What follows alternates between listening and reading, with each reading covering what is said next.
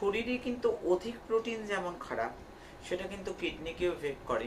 আবার একটা ডিম খেয়ে ফেললাম মানেই আমার শরীরের সব প্রোটিনের ঘাটতি পূরণ হয়ে গেল, সেটা কিন্তু নয়। একদিন মানুষের প্রাত্যহিক কতটা প্রোটিনের প্রয়োজন, শরীরের ওজন যদি সাপোজ 70 কেজি হয়, একটা ধরে নিলাম 70 কেজি, তাকে 0.8 দিয়ে মাল্টিপ্লাই করো, তাকে 0.8 দিয়ে যদি মাল্টিপ্লাই করা যায় তাহলে দেখা যাবে 50 to 60 গ্রাম। 50 to 60 গ্রাম একটা মানুষের প্রাত্যহিক কিন্তু প্রোটিনের প্রয়োজন আছে। তাহলে প্রোটিন অতিরিক্ত প্রয়োজন নেই, তাহলে কিন্তু সেটা কিডনির জন্য খুব খারাপ। আবার ল্যাক অফ প্রোটিনও যেন না হয়।